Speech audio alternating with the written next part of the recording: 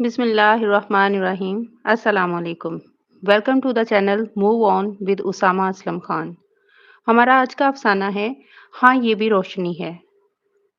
नासिर अब्बास नैयर का ये अफसाना इनके मजमुआ खाक की महक में शामिल है। खाक की महक मजमुआ 2016 में शाये हुआ।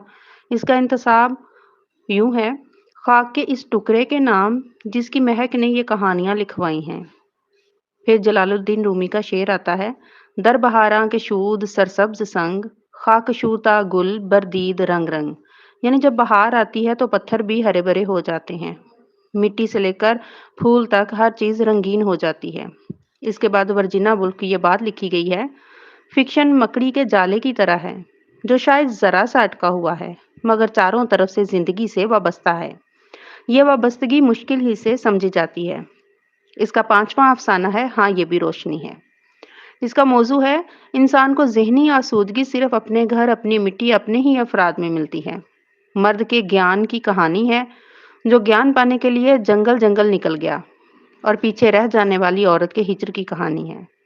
यह 8 सफ़हात पर मुश्तमिल अफसाना ऐसे 29 साला नौजवान की कहानी जिसने वरासत का असूल बदल दिया। वरासत से सिर्फ नाम लिया और असूल कायम किया कि बाप बेटे को नाम दे सकता है, वरासत बेटा खुद बनाता है। यूं राजा बेटा राज को गर्द की तरह झाड़ देता है और नंगे पांव चलते इन जमानों में पहुंच जाता है जहां 12 साल तक खुद को ज्ञान में मगन रखता है। यूं बाप से बेटे का पुरखों का शजरा अलग हो जाता है। बूढ़े बाप की बेइंतहा इल्तिजाओं के बाद आखिर बेटा वापस आता है। 12 सालों के बाद वो अपने महल में वापस आता है, लेकिन महल की सैर की गर्ज से नहीं।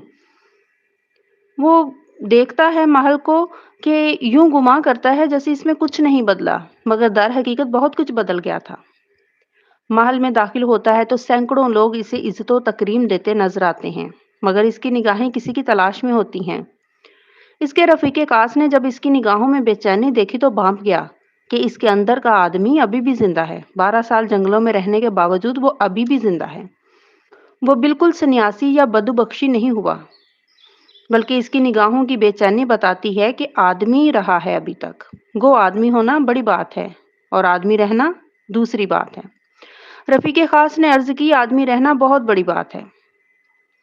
इसके दिल में सारी दुनिया के भेद, सारी रमजें जानने का जुनून होता है। ये जुनून इसे 12 साल जंगलों, सहराओं, भैयाबानों में भटकाता रहता है। वो बीवी और चंद घंटों का बच्चा छोड़कर, जो इसे सालों बाद औलाद का तोहफा नसीब हुआ था, इसे छोड़कर जा चुका था। वो जहां चाहता क्षण भर में पहुंच जाता था। वो खुद को हजारों सूरतों में ढाल सकता था, सबकी सूरतों में ढाल सकता था। वो आदमी था, पर आदमी से बढ़कर भी था। इसके पास वो सारी रोशनी थी जो आदमी में जाहिर हो सकती है, जिसे आदमी की हस्ती सहार सकती है। क्या वो इसकी रोशनी के साथ औरत के दिल में उतर सकता है? क्या वो इसी रोशनी के साथ औरत के दिल में उतर सकता है? क्या वो इस रोशनी समेत वापस भी आ सकता है? एक लम्हे के लिए इसने सोचा। इस इंसान ने रोशनी पाने के लिए, दुनिया को ध्यान में लाने के लिए, ज्ञान हासिल करने के लिए सब कुछ छोड़ दिया। चुपचाप एक जंगल में चला गया। एक जंगल से दूसरे जंगल का रास्ता लिया। एक ही बंदगी में पेश हुआ, फिर आगे दूसरे की बंदगी में पेश हुआ, फिर चुपचाप सब छोड़ा और आगे चल दिया। भूख प्यास काटी, सूकर कांटा बन गया। फिर बाप की इल्तजाओं के बाद अपने महल वापस आया। बेनाम किरदार अपनी बीवी को बताता है कि कोई शय दायम नहीं है, मगर दायम होने का मुसलसल धोखा देती है। ये ज्ञान की तरफ पहला कदम है। गिरोले कपड़े, नंगे पांव, हाथ में कासा लिए ये काठ का बना हुआ इंसान लग रहा था। इस अफसाने में औरत का किरदार वफाशार दिखाया है। जब इसका शौहर जा रहा था वो जाग रही थी, मगर इसका शौहर नहीं जानता था कि वो जाग रही है। मगर बीवी जाग रही थी। उसने अपने शौहर की ख्वाहिश के आगे हिजर का रोग नहीं रोया। जाते हुए शौहर को न रोका न टोका। वो लौटा तो उससे एक ही सवाल किया, तुम रोशनी लाए हो जो सबकी जहालत दूर करती है, क्या मेरे दिल का अंधेरा इसे दूर कर सकते हो? शौहर पहले तो हाँ कहता है, मगर फिर जब जानता है कि वो लम्स का मुतालबा कर रही है तो इसे कहता है कि तुम अपने अंदर खुद रोशनी पैदा कर सकती हो, अपनी जहालत, अपना अंधेरा, अपने दिल का खुद खत्म कर सकती हो। मगर आखिर यहाँ पर इसकी बीवी उसे हरा देती है ज्ञान में, उस ज्ञान में जो इसने जंगलों में हासिल किया, मगर इसने महल की चारदीवारी में रह के हासिल किया। इसे जिंदगी में पहली बार एहसास होता है کہ اپنے پیاروں کے بیچ رہنا، ان کی قربت، ان کے لمس کو محسوس کرنا بھی تو روشنی ہے۔ اس کا شوہر پریم کو لمس کو چکر کہتا ہے۔ بیوی کہتی ہے، کیا تمہاری کھوپڑی میری کھوپڑی سے کہنے کوئی بڑی ہے؟ مگر جسے تم چکر کہتے ہو، اس چکر ہی نے تو تمہیں اور مجھے جنم دیا ہے، پھر ہم نے اسے جنم دیا ہے جسے تم چند گھنٹوں کی پیدائش کے بعد 12 سال پہلے چھوڑ گئے۔ بیوی لہو کی تڑپ کا سوال کرتی ہے، کہتی ہے کہ اس لہو کی تڑپ کے بغیر آدمی پیدا نہیں ہو سکتا۔ تو شوہر لاجواب ہو جاتا ہے، میاں بیوی کا ساتھ رہنا اور نسل بڑھانا بھی تو روشنی ہے۔ بالآخر اس عقل مند عورت کی باتیں اس شوہر کی سمجھ میں آ جاتی ہیں۔ اسے احساس ہوتا ہے کہ اس رات اس کے اندر ایک نئے سویرے نے جنم لیا ہے۔ کبھی یہ سمجھا کرتا تھا کہ اب وہ ہر خواہش کو ترک کر بیٹھا ہے، وہ کاٹ کا ہے، بدو بخشی بن گیا ہے، مگر ایسا نہ تھا، وہ بدو بخشو نہیں بنا تھا۔ اس کے اندر ابھی ایک آدمی باقی تھا جو اس قربت کی روشنی کو پا گیا۔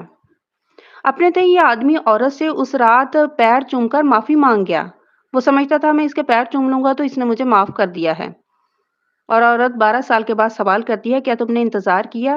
کیا واقعی تم نے انتظار کیا، یہ جاننا چاہا کہ میں نے معاف کیا بھی ہے کہ نہیں؟ میں تمہیں بتانا چاہتی تھی، تم انتظار کرتے تو میں تمہیں بتانا چاہتی تھی کہ میں تمہیں معاف کرنے کا حوصلہ نہیں رکھتی۔ یہ افسانہ ایک آدمی کے گیان پانے کی کہانی کے ساتھ ساتھ ایک عورت کی ہجر کی کہانی بھی ہے۔ انسان جب اپنے لیے کوئی فیصلہ کرتا ہے تو وہ اپنے سے جڑے لوگوں کو کیوں بھول جاتا ہے؟ اس فیصلے سے ان کی زندگی پر کیا اثر پڑے گا، یہ کیوں نہیں سوچتا؟ مصنف نے یہ بتانے کی کوشش کی ہے کہ بوڑھے والد کو چھوڑ کر جانا، بیوی اور نومولود بچے کو چھوڑ جانے کا فیصلہ غلط تھا۔ بیوی تو محل سے باہر نہیں گئی، پھر اس تک گیان کی روشنی کیسے پہنچ گئی؟ یہ گیان کیا صرف جنگلوں میں پھرنے، مارے مارے پھرنے سے ہی حاصل ہوتا ہے؟ یہ بھی تو گیان کی صورت ہے کہ اپنوں کے ساتھ رہ کر ان کے دلوں کی گرد صاف کر پانا۔ شکوے گلے قربت کی بارش میں دھل جاتے ہیں، یہ بھی روشنی کی صورت ہے۔ فرائض کی ادائیگی کرنا بھی روشنی کی صورت ہے۔ شکریہ۔